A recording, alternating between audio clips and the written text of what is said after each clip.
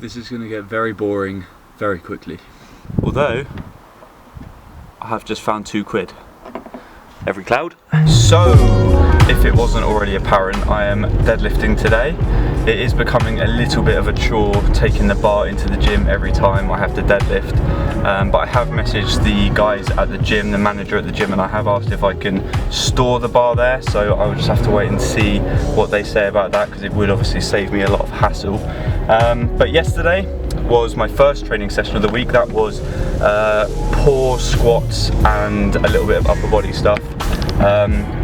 I was a little bit apprehensive going into it because over the weekend when I was deadlifting at super training, I think I did something to my knee, more specifically the connective tissues around my knee, and that was causing a lot of pain over the weekend. So luckily I managed to get through the session pretty much pain-free, because I was basically dosed up on a load of painkillers, and it's not really causing me too much trouble today, so fingers crossed I will have a pain-free deadlift session today.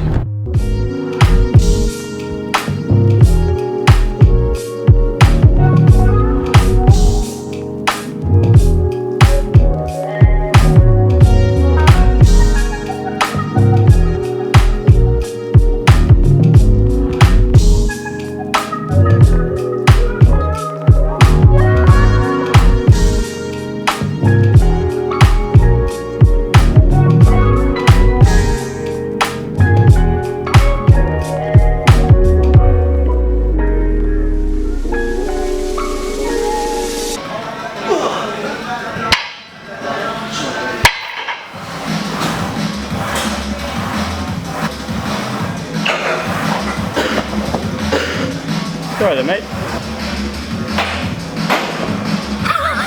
So this is obviously the absolute ball ache of bringing your own bar into the gym. Once you're done with it, you've got to take it back out to the car. Yes, and I'm hoping it's dry this time. Yeah. Alright, lead the way. To me. That's it.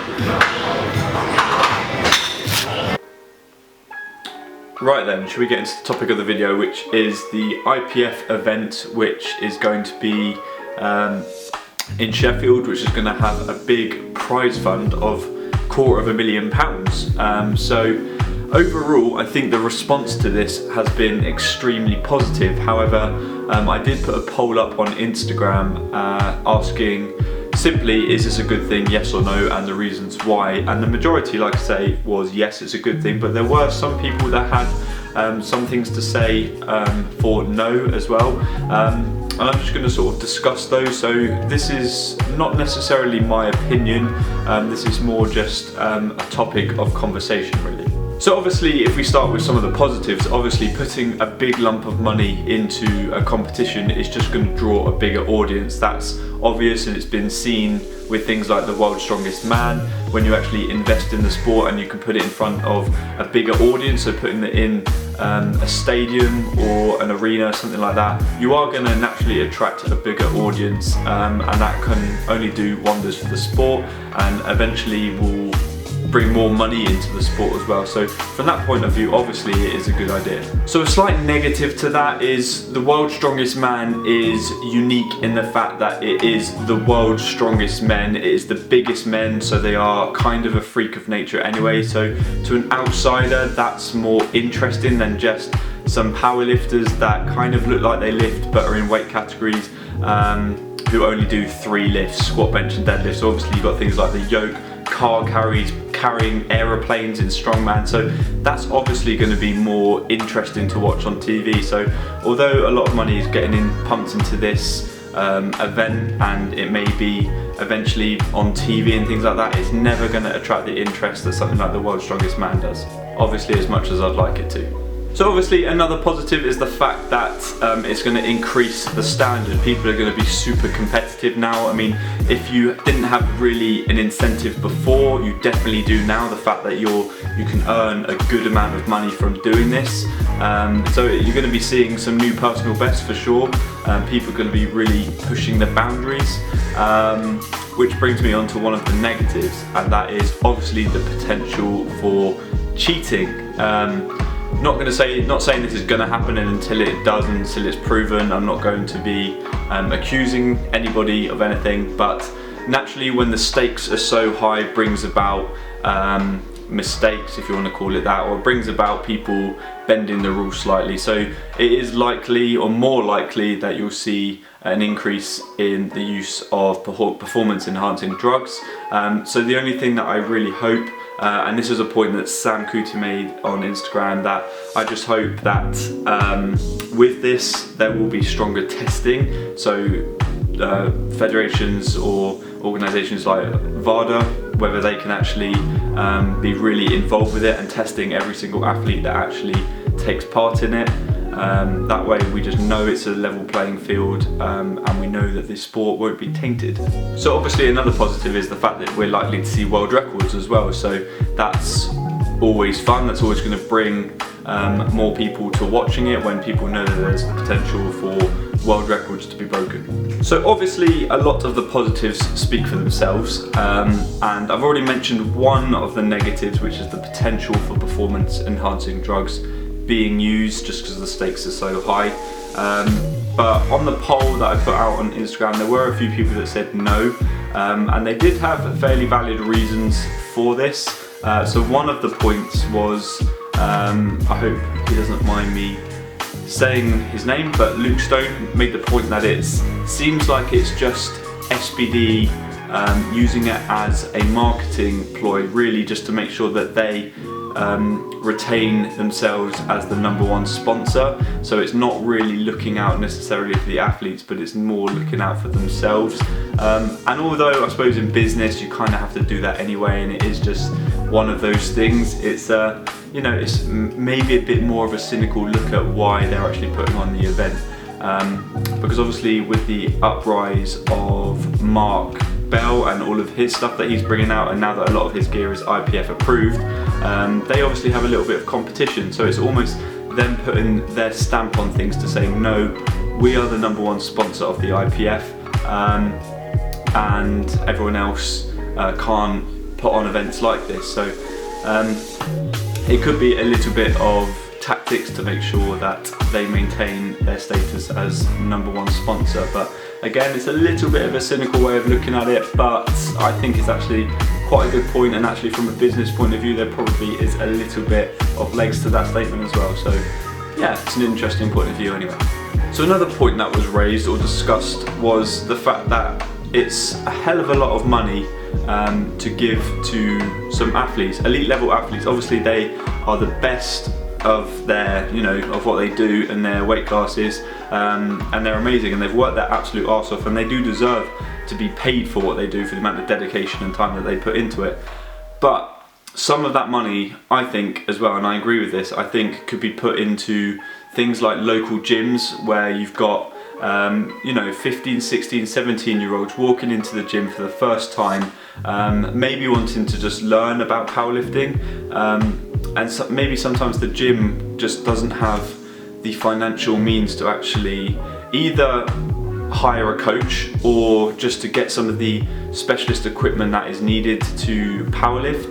And I think some of that money could be almost invested in a lot of local gyms where powerlifting could really thrive. I think they're kind of focusing a lot on the elite level, that sort of glamorous side of it, when really, if they really want the sport to grow from like grassroots level, they could put some of that money into local gyms.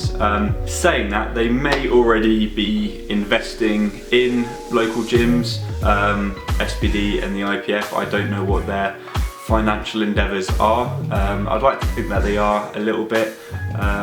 Yeah, it would just be kind of a shame if they put all of this money into this one big glamorous competition, which isn't necessarily going to be on TV or anything, when some of that money could just be, you know, put into the grassroots level and build from the bottom up really. But yeah, it's just a thought. Obviously the fact that they are putting in money full stop is incredible really, and either way it will bring attention to the sport.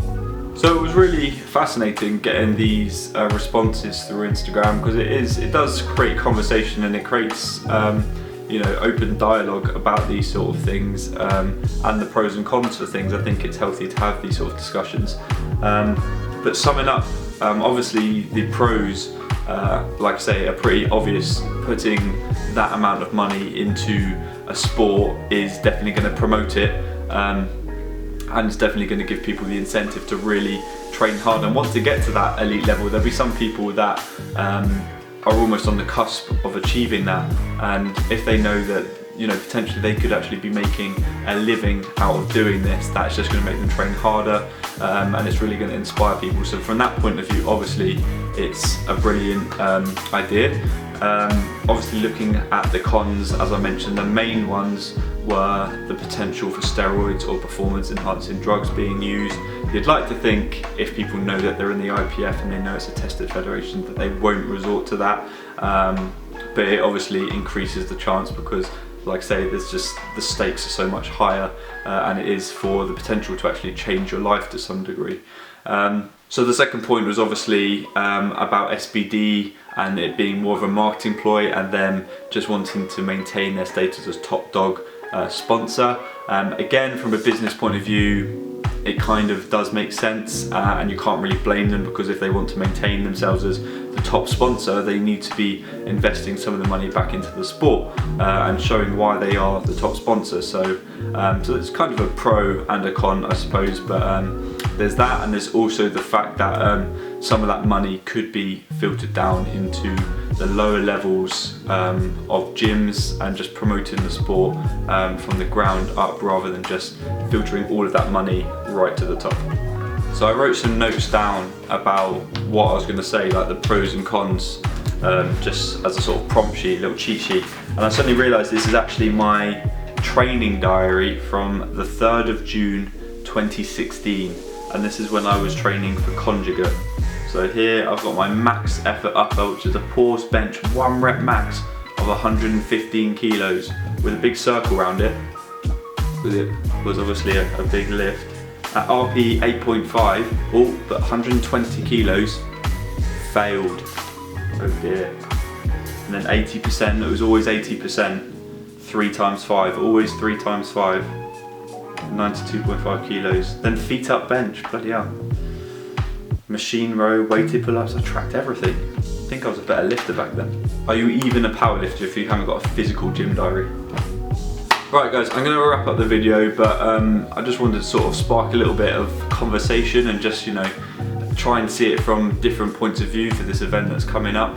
But I'll be interested to know your thoughts in the comments down below. Are you for the event? Are you against it? I mean, fairly unanimously, most people are for it, but just thought I would mix it up a little bit, throw some of those cons in there, just to, yeah, spark a little bit of conversation, get people thinking. So I hope you guys have enjoyed the video. As always, please leave it a like if you have, subscribe if you haven't already. I'll see you in the next one. Take care. Peace.